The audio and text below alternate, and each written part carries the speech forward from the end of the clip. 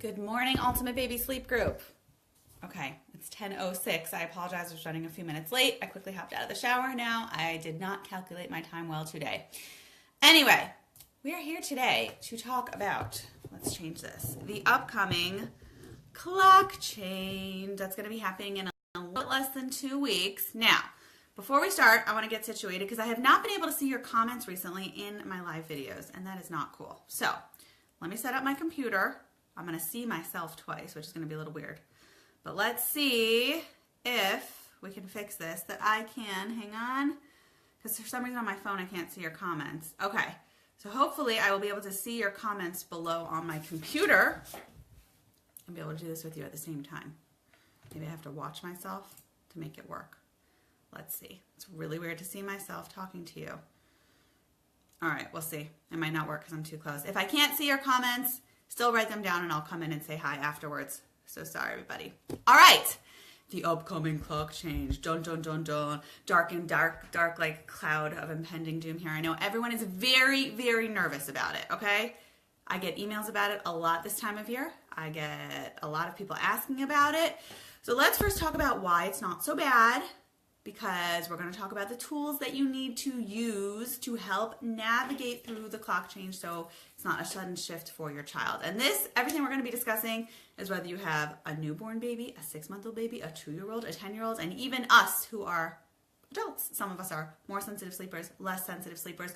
All these ideas can be applied, okay? So first thing is first, this clock change is the more difficult one. When we change the clocks, I believe it's in March where we're changing them later. People don't usually get so frustrated because like, okay, no big deal. So now my baby wakes up at 8 a.m. instead of 7 a.m. or bedtime's a little later. We tend to not get as stressed out about it, but it happens to be that innately our children's bodies adapt to the clock change going later much easier than when their bodies are being shifted to earlier. It's just the nature of the game of how our bodies internalize sleep, how our bodies respond to sleep, how our bodies respond to the clocks and everything like that, and the weather outside. I'm not going to bore you with the details as to why it's more difficult, but it is. So this clock change is not only psychologically more difficult because if you have an early riser at 6, suddenly you're up at 5, innately by default of what it is, it actually is more difficult for your child. So preparation is key, okay? Don't let the clock change suddenly creep in on you and show up out of nowhere. Oh, good, I can see your comment. See, I can't see it here, but I can see it here on my computer. L'Oreal, okay. And I don't know how to say your name. L'Oreal, tell me if I say it right. I know we've spoken before, but I can't remember how to pronounce your name. I'm sorry. Laurel? Beautiful name. Anyway, so you can type your comments and I can see it here, however I ended up doing it. Any case, so we're going to discuss how to navigate and prepare properly for the clock change so that way you don't get overwhelmed, you don't get bombarded, and you don't suddenly start your days off at 4 a.m. because no thanks, no one wants to do that. Okay. Oh, I did say your name right. Awesome. Okay. So first thing is first, I'm going to talk to the people who have non-adaptable children here. If you have an adaptable baby, an adaptable toddler, an adaptable child, they tend to roll with the punches more, even if this time change is a little bit more difficult for them. So if you have a child that has transitions very easily, tends to really respond well to new environments, then you don't necessarily need to do all this prep work to get their internal clock set up because it's very possible they're going to have a fine transition. The parents of non-adaptable children who have a really difficult time with transition, children who have a really difficult time when you change their bedtime or their nap structure or anything, those are the parents I'm talking to here today, okay? And even if you have an adaptable child, you're not doing any harm by trying to enlist some of these ideas, okay? So it takes about 2 to 3 weeks, yes, 2 to 3 weeks for your child's body to adjust to the clock change, to this clock change. When we get a little later on in the spring, I'll talk about that one because that one's a lot easier to adjust to. It does not take nearly as much time for all the reasons I'm not going to get into of science and physiology of sleep. This clock change is more difficult. It takes about 2-3 weeks. So you can decide when you want to use those 2-3 weeks. Quite frankly, I'm all about slow and steady wins the race. Start now, start next week, have a week and a half into it before, a week and a half after it. That's how I typically like to do it because it does take that time. Instead of suddenly feeling like everything's bombarded into one little small segment of space, you don't know how to navigate this clock change, you don't know what to do, and your child is overtired and you are overtired. So what do you do? Let's talk about what this clock change is. We are falling backwards. I love fall. My most favorite season. Hands down, I love everything about fall, aside from the clock change. Because even in my house, and I'm prepared, and I'm structured, and I'm this, it still hits us hard, okay? Because it's difficult. So let's talk about preparation, all right? Now, let's say your baby, and I'm going to use 7 to 7 as just a typical time here, obviously adjusted accordingly if your child gets 10 hours of sleep, 11 hours of sleep, not even that much sleep, wakes up at 8, whatever your time is. Let's say a child normally goes to bed at 7 p.m. and wakes up at 7 a.m., okay? What that means is we're changing the clocks backwards. Don't worry about what time you're changing the clocks. I get a lot of emails. We're changing the clocks at 2 a.m., so should I wake my child at this time? Forget it. It doesn't matter what time you're changing, because when you wake up, November 5th, I believe, which is a Sunday in 2 weeks, when you wake up, your child's 7 a.m. is going to be the new 6 a.m. Now, what's that going to mean? That's going to mean that Sunday night when your child goes to sleep, their body is going to want to go to sleep at 6 a.m., which their body thinks is 7 a.m. Excuse me, I'm totally confusing you. They're going to want to go to sleep at 6 p.m. Their body thinks is 7 p.m. Because remember, their internal clock doesn't necessarily read what the clock says, okay? So they're going to want to go to bed at 6 p.m., even though their body thinks it's 7 p.m. And then they're going to just continue this vicious cycle of early rising, early rising, early rising. And you don't want to suddenly jump to put them to bed an hour later, because guess what's going to happen there? Overtiredness causes early rising. Go and watch our early rising videos. Hands down, the biggest cause of a child waking up too early in the morning is by not getting enough sleep and by default going to bed too late, okay? So what to do? Spend about a week and a half. You can start now next week.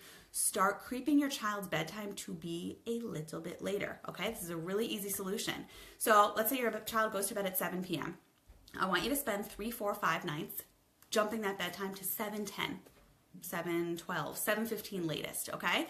So let's say spend nights 1, 2, and 3, bumping it to 7:08, okay? I'm just a little bit slightly later. Then spend the next 3, 4 nights bumping it to 7:10, then to 7:15. The first week, you work on a half an hour, okay? Give or take. Week, a little bit, 9 days, whatever it is. Spend the first 7 to 9 days just working on that first half hour, bumping it up every 3, 4, 5 nights, just so bedtime is a little bit later, a little bit later, a little bit later. You spend the second week, oh, this is so cool, I can see your comments. I don't know why I wasn't able to, guys, I'm sorry. All right. Hi, Maddie, how are you? So, that's the first week. Second week, I'm sure you can guess by now what you do. You spend the second week on the second half an hour. So you spend the second week on moving from 7:30 to 8. So you spend week 1 on bumping bedtime from 7 to 7:30, and you spend week 2 bumping from 7:30 to 8 p.m. So by the time you have this full 2.5 week cycle, you've been able to shift bedtime by a full hour, but by doing it in small little increments over the course of time. Because if you try to jump your baby's body too quickly, I will never recommend, even when we're readjusting bedtimes. I see Drazy is watching. Drazy, you know me really well by now. Slow and steady wins the race. Making small steps to adjust your child to do something in small increments, because if you try to jump the gun too much, your child's going to get overtired and it is disastrous. Okay, so that's what I want you to do. Now I'm going to come in and see some of the questions. If I can pull them up over here. But that's the idea. Give me a second here, guys. Okay. Oh, will the same change of pushing off bedtime make their mornings be earlier? Oh, so that's what I'm saying, Drazy. Thank you. I lost my train of thought because I was getting excited to read the questions. Basically, that's the goal. The goal is by slowly bumping bedtime, slowly later, you spend those 2.5 weeks just on that hour. Now, I said it takes 2 to 3 weeks. That last week or week and a half sometimes is just about the mornings catching up to the readjustment that you did at bedtime, okay? Because sleep, let's say your child needs that 12-hour chunk of sleep 7 to 7. You are, in essence, picking it up, moving it over, and putting it back down. But it doesn't always work so magically. You don't just suddenly make bedtime later and magically your baby sleeps later. Of course not. The reason we do it gradually, though, Drazy, is so the mornings don't get thrown off. So what you're doing is you have the 7 to 7. I'm a visual learner, so I'm helping you learn the way I learn, okay? So you make it the first week, 7:30, okay? Then the second week all the way to 8, but the mornings are still gonna start at the same time. Now, if your baby is now going to sleep at the new 8 o'clock, waking up at the new 6 o'clock, okay? So your baby is going to be, in essence, getting only 1 hour less of sleep, but it's going to seem like 2 hours less of sleep. But guess what's going to happen? You keep sticking with this, and this is slowly going to creep a little later that you have your baby going from 7 to 7 on the new time, which the old time for their body is 8 to 8. Does that make sense? Does that answer your question, Drazy? Yes. The goal is to make the mornings at a more consistent time, not earlier, and that's why you do it gradually, because if you suddenly jump bedtime, you got it, okay, good. If you do suddenly jump bedtime to be an hour later, that's what's going to cause even earlier rising, and your baby that would wake up at his body's 7, the new 6, It's going to turn into 4 or 5. And I know you know all about early rising, my dear Tracy. Okay, let's pick up some of the questions and we shall see what we get over here. So I'm going to pull it up on my computer. Clock change. Where are you? Here's clock change. Okay. All right. I think this probably covered most of your questions. How do we adjust the hour time change with an 8-9-month-old baby? How do we do it with a 2-year-old? Same. 4-year-old, 5-year-old? Same. Aubrey said she's waiting for this because it's trickier because the change is going to be the other way. Aubrey wants to know, your extra problem is that you also want to take your 15-month-old's pacifier away. The sooner the better, but I was thinking about waiting until after we adjust the time change. Aubrey, wait till after the time change because you want to keep things the least complicated as possible because already this in and of itself is an adjustment. Aubrey, you are awesome and you know tons about sleep and you know that it's better to do it slow. So I would spend the next week or the few weeks just focusing on adjusting your kids' bodies to the time change. And then once they're adjusted, work on that pacifier, which we can talk about or you probably know how to do now. Christina, same thing. Don't work on the pacifier now. Just focus on the time change because, again, I don't know your children. If you have a really adaptable baby, then go for it. Make changes. But if you have a child that has difficulty with transition, the more changes you make, the more things are going to be thrown off. Okay. I'm just going through here. 4-month-old and a 2-year-old. It's a struggle. Yes. Okay. That you guys are all basically saying the same thing. So let's see. Megan, you're 3-month-old with a bedtime around 6:30 or 7, usually cat naps. And you don't want to rock the boat with her wake time. Okay, this is a separate question. But in essence, you know what to do now, Megan. Because, let me pull back the comments. Because if you, oh, you're asking a question here, Maddie. If you suddenly try to mess with naps and try to mess with the routine and try to do everything, stick with your existing routine. Don't try to mess with wake times and windows and cat naps and when you're going to change this around and when you're going to change that around because that's going to make it more difficult for your child. Just focus on your existing structure and slowly moving it over. That's the goal that we're working towards. Okay.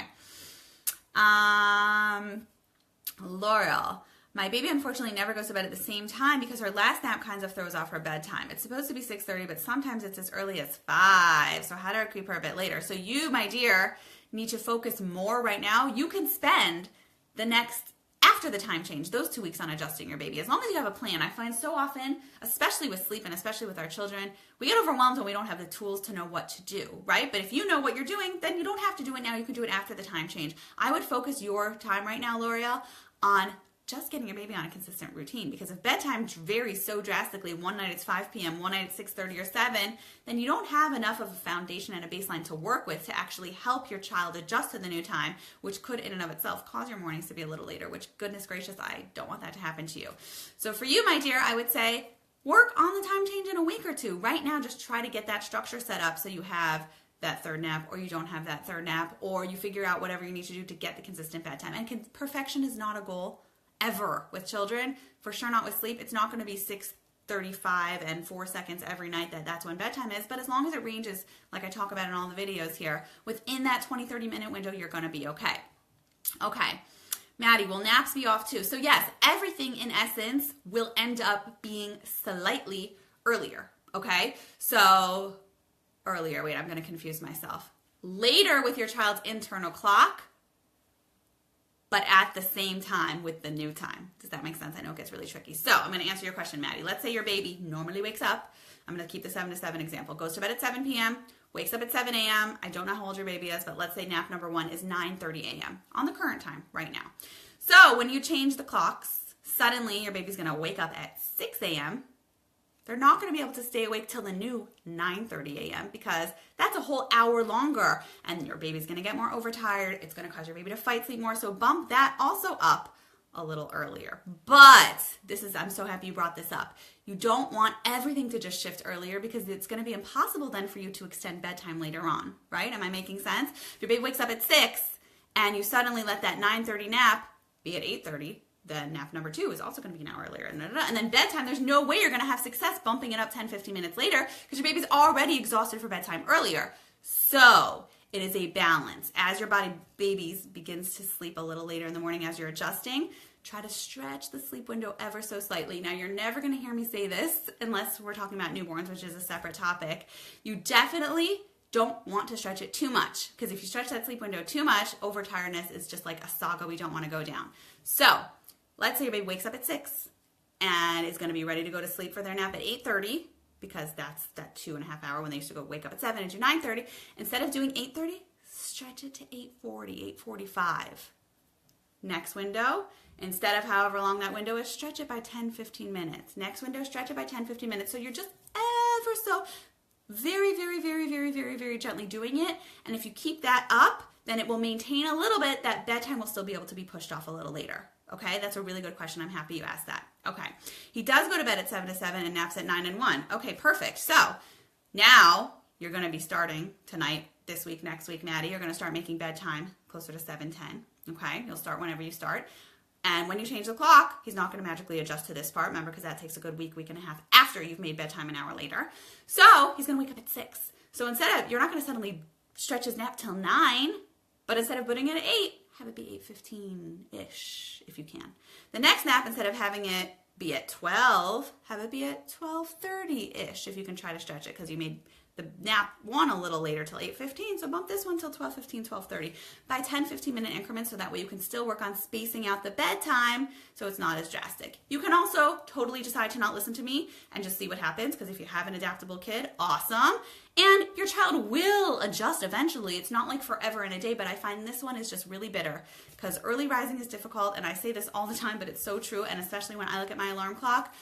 The difference of waking up at 5:59 and 6 a.m. feels a lot longer than a minute. Like when we see those 5s in the beginning of the clock, like, no, thank you. I do not want to wake up, okay? And I wake up early because I like to exercise before my kids get up, and I wake up at 6. And if for some reason, sometimes I set my alarm a little earlier by accident, or my kids play with it. If it goes off at like 5:50, it's over. I'm not getting up. It's the middle of the night, you know? So that's how it goes. Ha ha, funny. My husband's watching. I have 5 Ks, ages 3 to 12. Does this apply to all ages? Yes, it does. Don't worry. The children will sleep in our house. Ha ha. Okay, so I didn't know he was watching. He likes to come in here sometimes and watch the sleep videos, and he will attest our kids do sleep well, but they are not robots either, and we have our power struggles, and we have this, and we have that, but very cute. All right. Anyone else have any questions that are watching? Right now, I'm going to just make sure I answer generally all the questions that were in the thread here. 2.5-year-old, 9-month-old, Mallory. Hi, how are you? I'm happy we got to see you. I might actually be meeting you soon. I have to tell you about that. Aubrey wanted to know when we're doing this. Okay, I think that's it. Does anyone else watching right now have any questions about this time change? It's gradual. It's about doing it slow. It's about not rushing your baby, and it's just about proper planning, okay? You're watching now, Mr. Husband of Mine, and you all know we always say in our house, we try as much as we can, P, P, P, P, P, P, P, P, P. We don't know how many P's there are, but really, proper planning promotes positive performance, right? So we always say, like, that's everything in life. The scariest thing for all of us, whether it's labor, whether it's a new job, whether it's going on a vacation, it's the unknown, right? But if you have the tools handy in this little toolbox right now, you'll be fine. And your child will adjust. And just know, some children will adjust slower, some children will adjust a little bit quicker, but at the end of the day, if you give them ample opportunity, they will do great. Okay, so I think that's it. I'm happy I figured out a way to now watch your comments so my husband can tease me and make fun of me on my lives. But have a great day. We'll be back tomorrow with our normal, I make it sound so doable. Drazy, it is doable, and you can do it. So start now. Don't rush. Have it be slow. Exactly. 5 P's. Proper planning promotes positive performance. Okay, fine. Yes, this is being recorded, Rachel. You can watch it as soon as I post it here in the group. You'll be able to see it later. I'm also going to be on my YouTube channel, which is the Baby Sleep channel. We'll be back for Q's and Coffee tomorrow, which remember we do sometime throughout the day, usually before 1 p.m. And even if I'm not having coffee, I try to drink an iced coffee to stick with this. And #SleepQ is what you use to make sure I can see your questions and answer you. Have a great day.